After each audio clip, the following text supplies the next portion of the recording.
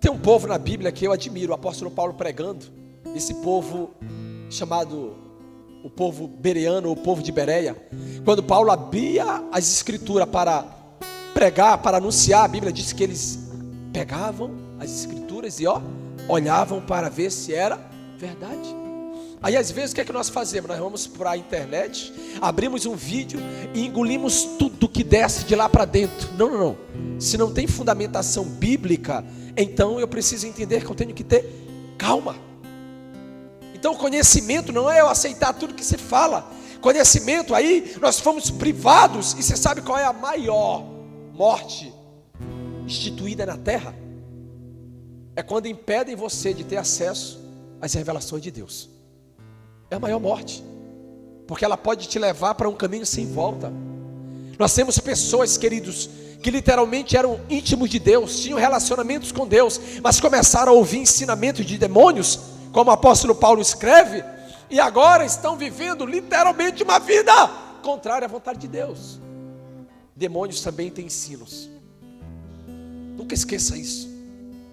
Demônios têm ensinos. Eles ensinam o contrário da vontade de Deus. Eles ensinam tudo aquilo que o Senhor condena. São ensinos de demônios. Então, 3 armas de ataque: conhecimento, oração e fé. Agora, quando você ataca, vem o quê? O contra-ataque. E o diabo vai usar de 3 armas para contra-atacar você. Primeira delas, distração. Quando ele não consegue te destruir, ele te distrai. Quando ele não consegue te destruir, ele te distrai. A distração é mais ou menos assim. Havia uma mulher no jardim chamada Eva. E essa mulher estava lá, e eu imagino que de repente um dia, em um dos seus dias de vida, ela parou para se distrair com uma serpente falante. E aí de repente, a Bíblia diz que quando a serpente, sendo um dos animais mais astutos que existia, inicia a conversa dizendo assim: Deus disse que se vocês comerem desse fruto, vocês vão morrer. Tirou ela do foco. E aí ela de repente olha e diz assim: isso não é verdade.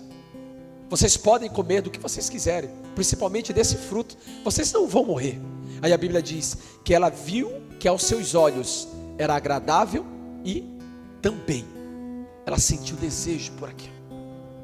O diabo conseguiu distrair Eva por um momento, para poder gerar dentro do coração dela um sentimento e um desejo de tocar em uma palavra contrária. Ou seja, o Senhor disse: não coma desse fruto, coma de qualquer árvore. Satanás, ele faz isso. Quando nós estamos caminhando, ele começa a tirar o foco. Por quê? Porque ele sabe que se ele arranca você do propósito, ele já tem 50% de vitória. Então a distração é uma arma de contra-ataque. Você pode ver, toda pessoa que está andando, caminhando em propósito, o diabo vai tentar distrair essa pessoa em algum momento. Aí apresenta algo, apresenta uma oportunidade, apresenta uma maneira, uma forma, uma conversa, uma fofoca, um ambiente, uma casa, uma vizinha, apresenta algo a alguém para poder te tirar o foco. Essa arma, ela tem destruído muitas pessoas. Muitas pessoas. Por exemplo, tem gente que vai dizer assim: irmã Laviana, eu não oro porque eu não tenho tempo. Não é verdade, gente. Isso não é verdade. Mas se a pessoa parar para fazer o mapeamento da sua vida, da sua rotina, ela vai ver que o que falta não é tempo, o que falta é foco. É uma pessoa distraída. Ela passa horas assistindo Netflix. Nada contra, você pode assistir, contanto que você consiga ter aquilo que nós necessitamos na nossa vida. Nós precisamos ter foco, nós precisamos deixar de ser errantes, inconstantes. Nós precisamos saber para onde estamos indo, o que estamos vivendo na terra e aonde queremos chegar. Senão a distração se torna pá.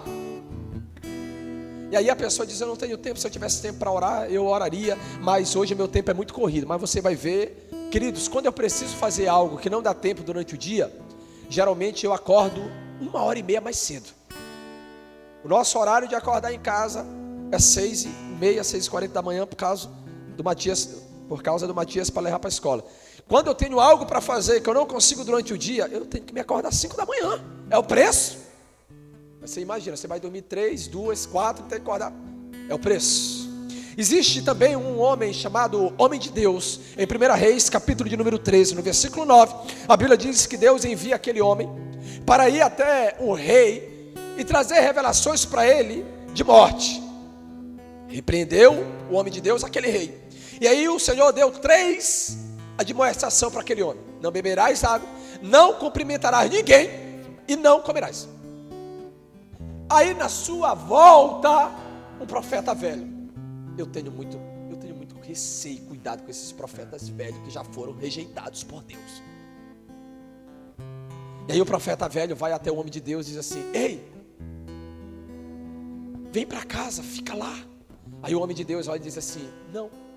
Tome nota dessa passagem, tá? 1 Reis, capítulo 13, versículo 9. Eu quero que você leia inteiro, do capítulo 13, versículo 1 em diante. Você vai ler isso daí, vai ser muito forte, vai trazer muitas revelações para a sua vida.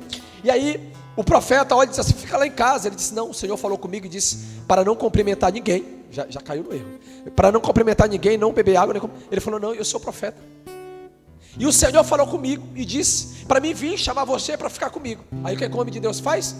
Então se o Senhor falou contigo, queridos, como é que Deus vai falar com 2 pessoas ao mesmo tempo? Se Deus está olhando para ti dizendo assim: vai e faz, agora ele vai e diz para o outro: não, diz para ele para não fazer mais. Ué, se ele acabou de falar contigo, ele fala contigo de novo.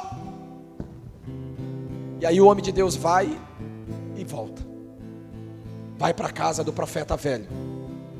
E aí a palavra do Senhor vai nos mostrar que quando ele está sentado à mesa, a palavra de Deus veio para o profeta velho e disse na boca dele: pela desobediência. Gente, isso aqui é forte demais. Meu Deus. E aí a Bíblia diz que depois dele partir, o leão vem e mata o homem de Deus. E aí o homem de Deus fica morto, e do lado dele a jumenta e o leão. O leão só veio para matar o homem de Deus, porque na lógica ele teria que comer o jumento e teria que comer o homem de Deus, porque é carne. Não, ele só matou o homem de Deus e permaneceu do lado, guardando, até que vieram, pegaram ele e sepultaram. Tudo por quê? Por uma distração. Queridos, se você sabe para onde está indo, meu irmão, pode receber uma ligação até do governador: olha, queridos, eu não tenho tempo, eu estou andando para cá, eu sei aonde eu quero chegar, eu sei porque que o Senhor me chamou. Não, tem pessoas que qualquer coisa tira elas do foco de Deus. Isso é assustador. Então a distração é uma das armas de contra-ataque de Satanás. Segunda, essa daqui dói: desonra. Agora à tarde o Senhor falou algo comigo: a desonra.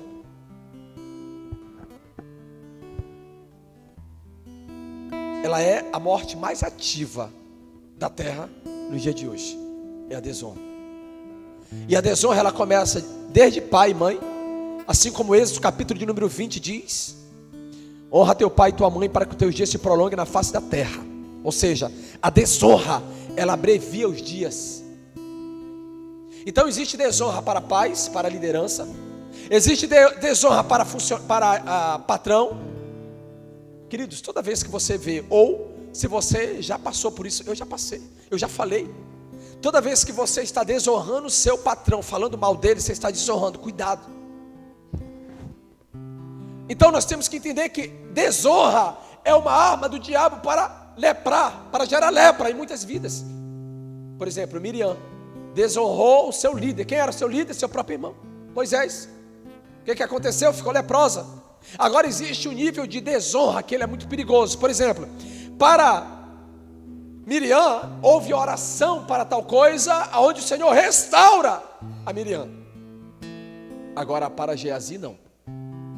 Para Geazi o nível de desonra foi tão grande que a lepra que alcançou Geazi, que estava em Naamã, diz o profeta Eliseu: será pela tua posteridade. Sabe por que eu honro o profeta, honro meus pastores? Porque eu sei que por meio dessa honra, os meus filhos vão ser honrados na terra. Eu sei disso, queridos. Eu sei que existem 2 palavras. Quando nossos filhos nasceram, é o Maico e Eduarda, e alguém que não tenha filho aqui, guarde isso: todos os teus filhos que você gerar em Deus, libere palavras sobre a vida deles. E os nossos filhos têm 2 palavras, uma para cada um, que eu com a minha esposa liberamos sobre a vida deles. Cada um deles tem uma palavra, eles vão viver debaixo dessa palavra. Nossos filhos nascem, nós vamos criar, depois cada um vai para o mundo. Não existe isso. Ensina aos teus filhos da palavra, para que eles possam viver debaixo delas. Eu não sei qual é dos dois que vai viajar comigo, esse mundo vai estar junto comigo. Eu sei que um deles tem uma palavra em relação a isso, o outro tem outra palavra, que é diferente, mas é uma palavra assustadora que o Senhor me deu para ele. E quando ele estava entre a vida e a morte, eu disse: Senhor, tem uma palavra para a vida do meu filho, e a morte não pode tomar esta palavra. Às vezes nós não entendemos, queridos, o quanto que nós precisamos entender que o princípio da honra, o diabo busca mexer tanto no princípio da honra, para gerar sobre a vida das pessoas a desonra, porque literalmente ele sabe que uma pessoa que vive uma vida de desonra, ela vai viver leprosa toda a sua vida.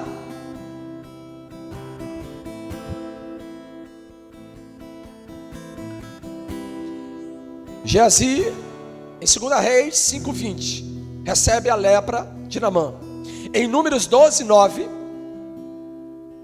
Miriam fica leprosa por desonrar o seu próprio irmão, Moisés. Agora eu quero ler um texto com você em 2 Timóteo. 2 Timóteo, capítulo de número 2, no versículo 19. Está escrito assim, ó: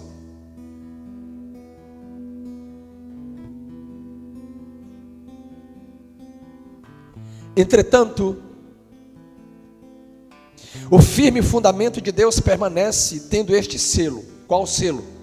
O Senhor conhece os que lhes pertencem, e mais, aparta-se da injustiça todo aquele que professa o nome do Senhor.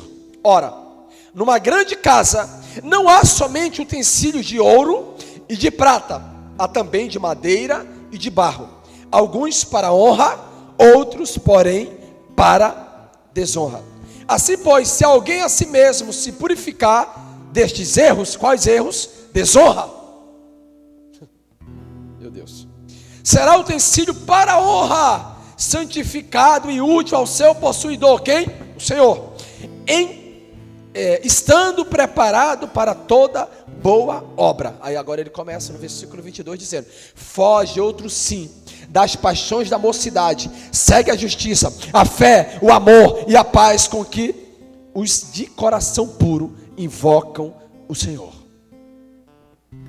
Então a distração e a desonra são armas de Satanás, usadas para matar pessoas. Terceiro, ignorância. A palavra ignorância em língua hebraica significa trevas. Olha o que Oséias diz. Oséias capítulo de número 4, no versículo 6, ele diz assim: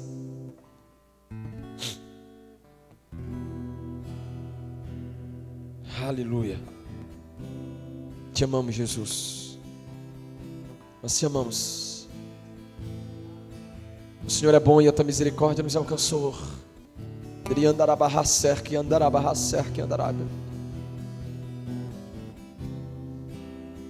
Oh, te amamos. Oh, te amamos. Aleluia. Vamos ler Oséias, capítulo de número 4, versículo 6. Oséias 4, 6 diz assim: o meu povo, aliás, 6:3. Conheçamos e prossigamos em conhecer ao Senhor. Como a alva, a sua vinda é certa, e ele descerá sobre nós como a chuva, como chuva serôdia que rega a terra. Como ele vai descer para os que conhecem e prosseguem conhecê-lo. Ele vai descer como chuva.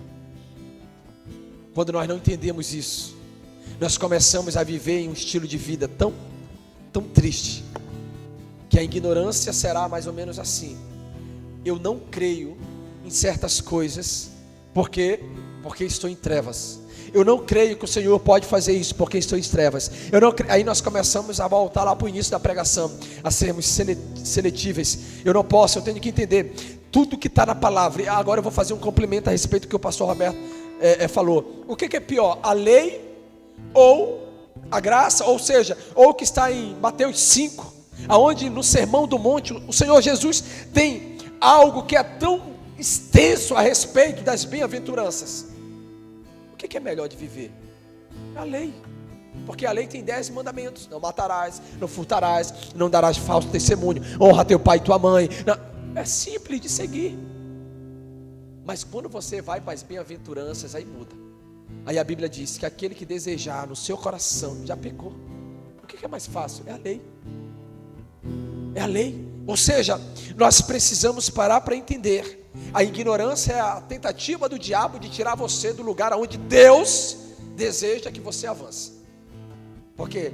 Porque todo ignorante, ele tem dificuldade. Ignorante, gente, olha o conceito que nós temos de ignorância, que também está certo. O fulano é muito ignorante, só fala e grita. Não. Essa ignorância não é ignorância bíblica. A ignorância bíblica é a falta de conhecimento. Fulano é ignorante, por quê? Porque não tem conhecimento da palavra, não tem conhecimento de Deus, não tem conhecimento das coisas de Deus, é ignorante. Agora vamos para 1 Tessalonicenses 5,17, que agora eu preciso compartilhar algo com você.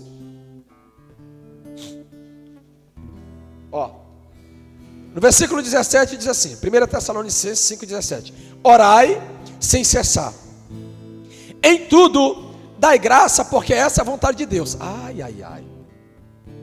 Essa é a vontade de Deus, que em tudo dê graça? Orando sim. Tudo dê graça. Por isso que o espírito de murmuração é um espírito maligno, que tem matado muito crente. Por quê? Porque se a vontade dele é que em tudo dê graça, então você está aqui, e a tempestade está acontecendo, Senhor. Agora, dar graça é diferente de aceitação. Tem pessoas que elas estão aceitando aquilo que elas deveriam posicionar-se para repreender. Por exemplo, a colheita, ela nunca é bem-vinda para ninguém, mas ela vai chegar para todos. E o que é a colheita? É a pessoa que está colhendo o que planta. Aí isso ela não precisa dar graça. Por quê? Porque como é que ela vai agradecer ao Senhor por uma colheita que ela plantou? Dá graça quando se ora. Ou seja, eu estou orando e o que está acontecendo não foi uma plantação, mas é um processo. Senhor, eu preciso dar graças, porque essa é a tua vontade. Lembra da pregação de domingo? A pregação de domingo é sobre as batalhas espirituais. Existem provações que Deus te dá, Ele te tira. E existem provações que você entra, você tem que sair. E tem crente em provação que entrou, não sai nunca. Por quê? Porque ele não tem vontade de sair. Olha para o filho pródigo. Olha o filho pródigo, ele entrou na provação. Quem tirou ele de lá? Não foi Deus, não. A Bíblia diz, e caindo em si, ele começa a pensar, na casa do meu pai, até os servos, os empregados, aí você conhece a história. Se você entra na prova, você sai da prova. Se Deus te coloca, Deus te envia livramento e te tira. Então, em tudo dai graça, porque essa é a vontade de Deus em Cristo Jesus para convosco. Não apagueis o Espírito. Perceba, queridos, que a Bíblia, ela é um livro complementando um versículo após o outro. Então, não apagueis o Espírito. Quando uma pessoa apaga o Espírito, ela deixa de orar. Quando uma pessoa apaga o Espírito, ela já não agradece, já não é mais grata a Deus por nada. Terceiro, não desprezeis as profecias. Eu vivo até hoje, a minha esposa, debaixo de profecia. Palavras que nós recebemos há 1 ano atrás, 2 anos atrás, alguns meses atrás, nós estamos debaixo dela. Eu não desprezo a profecia quando ela vem de Deus. Eu seguro ela e vivo por ela. Eu vivo por ela. Hoje, todas as nossas decisões que nós estamos tomando, desde quando eu com mais algumas, o pastor Roberto e as meninas estivemos na ministração de um profeta, a palavra que ele liberou, todas as decisões que eu estou tomando hoje é debaixo dessa palavra. Não desprezeis as profecias. E o que tem de pessoas que desprezam, não, eu recebi uma palavra, eu estou falando de profecia, tá, gente? Eu não estou falando de profetada. Terceiro, julgai todas as coisas, tudo, é para julgar tudo. Aí agora tem um detalhe. Eu vejo muito crente errar nisso daqui, principalmente os que são contra profetas, né? Está escrito na Bíblia que você tem que julgar o profeta na Bíblia está dizendo que julgar os espíritos e a profecia. Então julgai todas as coisas, o que você ouve, o que você recebe, aquilo que vem para a tua vida, para a tua mão, para a tua casa, tudo isso você tem que julgar. retende o que é bom e abster-vos de toda forma de mal. Ai, Jesus. Toda forma de mal, tudo. Por exemplo, às vezes tem pessoas que vêm para a nossa vida, e se você não parou para pensar isso, comece a buscar entender que o diabo foi quem enviou, não foi Deus. E essas pessoas vêm para paralisar a nossa vida, para nos tirar do foco, para nos tirar do propósito, para trazer fofoca, mentira, ensinos que não vêm de Deus. E essas pessoas começam a nos afastar daquilo que Deus tem. Por isso que a primeira coisa que acontece na vida de uma pessoa quando ela aceita Jesus é que uma leva vai embora. É você, cara, todo mundo largou. Não é que todo mundo largou, é porque essas pessoas vão atrapalhar você na caminhada. Deus vai tirando. Aí umas ficam que é para você decidir. Peraí, eu me aproximo de Deus, fulano me tira. Eu vou para perto de Deus, fulano me leva para longe de Deus. Eu tenho que tomar uma decisão. Ame a todos, mas não compactue ou se relacione com a mesa de todos. Mas ame a todos, mas mesa, cuidado, porque se assentou numa mesa com alguém, significa que você crê e vive por aquilo que ela compartilha contigo naquele momento. Mesa é um negócio sério. Quando eu falo de mesa, eu estou falando de tudo: negócio, sociedade, amizade, conversa, companheirismo, qualquer coisa relacionada a isso que te afasta do propósito de Deus, afasta de você. Qualquer coisa. Ah, mas é qualquer coisa. Lembra de domingo? Eu falei domingo que se você parar hoje para pensar e você colocar na mão direita os verdadeiros amigos, talvez você vai encontrar um. Alguns aqui são mais dados, encontrarão 2. Outros um pouco mais dados, 3. E é no extremo 5. Se tem alguém que tenha 5 amigos, amigo, eu estou falando de amigo, gente. A pessoa, meu amigo, seu amigo eu passando necessidade, meu amigo nem me procurou, não é amigo. Meu amigo não tem coragem de dar vida por mim, não é amigo. Meu amigo nunca me liga, meu amigo não ora por mim, meu amigo não é amigo. Ele é um conhecido, é um colega, é alguém distante. Mas um amigo no teu pior e no teu melhor momento, ele está lá. O amigo, ele entrega a vida, se preciso for, por ti.